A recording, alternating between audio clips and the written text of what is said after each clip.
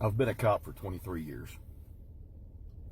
And watching the video of Mr. Floyd being pinned to the ground was one of the worst things I've seen. His fellow officers stood there. They did nothing. Y'all took an oath. Man, the same oath that 800,000 of us have taken to serve and protect our communities. Officers like this tarnish the badge. They tarnish the oath. We have to go out here and work harder to repair those relationships with our communities across the entire U.S. because it doesn't just affect one community, it affects all of them. I hope y'all are charged accordingly. To the Floyd family, I am sorry for your loss. And to my Blue family, we can't let this happen anymore. All right, TikTok, good morning. Mike Honcho here. Got to go quick because I got a lot to say.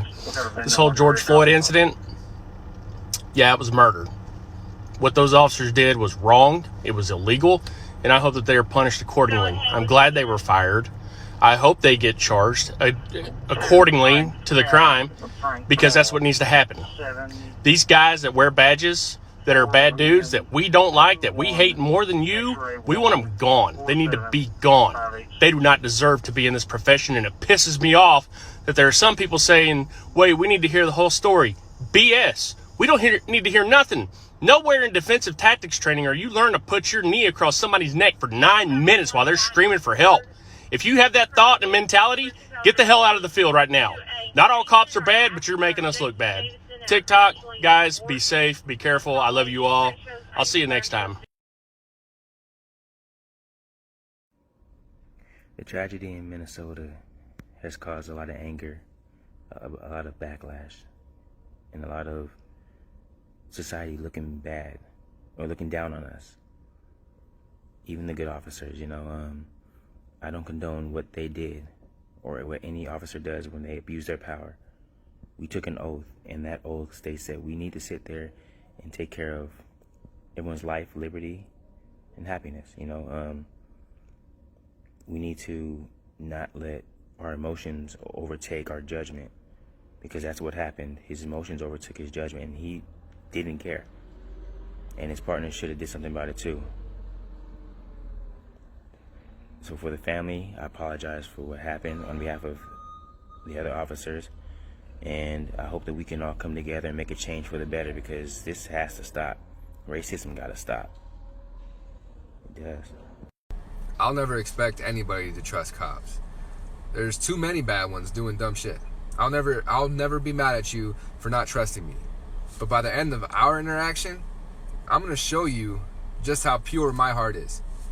And you're gonna be thinking differently by the end of our interaction. I can't talk for any of these other cops out here. I won't, because a lot of them are doing the wrong things. But I promise you, if you come into contact with me, I'm going to treat you like a human being. Me and my dad got stopped by a bad cop. It freaked me out. And it made me realize I need to be out there to change that narrative. This piece of metal doesn't mean anything. I don't care about this. This fabric doesn't mean anything. The only thing that matters is how pure your heart is. That's the most important thing in this line of work. All cops are not good. I don't fault you for not trusting them. But give me a chance. I'll show you. So I got a chance to watch this video of George Floyd being murdered on the streets of Minnesota. Yeah, murdered. And we have an obligation as good officers to speak out against the bad. We have an obligation, and we owe it to the public and to the other officers in this country that are out here actually trying to do good, actually trying to protect and serve with honor. And if you stay quiet and don't speak out against it because you're fear of judgment, you're complicit in the behavior, the disgusting behavior. And this video is, if you haven't seen it, and I'm sure most people haven't now, it's disgusting. And the officer that stood by and just watched and let it happen, you're just as guilty, because you also have an obligation to protect that individual that you're arresting. It's time that we take these bad officers and speak out against them and start holding them accountable and hold them to the same laws that we expect citizens to abide by. They're not above it, and it's time that good officers start speaking out and stopping it.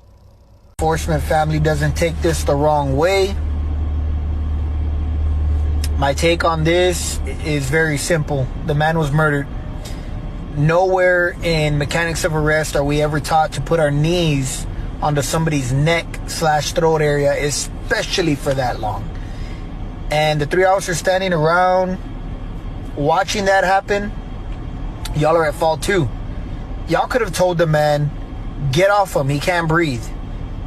I mean, you're hearing him say it, but then you allow it to just continue. Whatever happens to those officers happens. It should have never gone that way.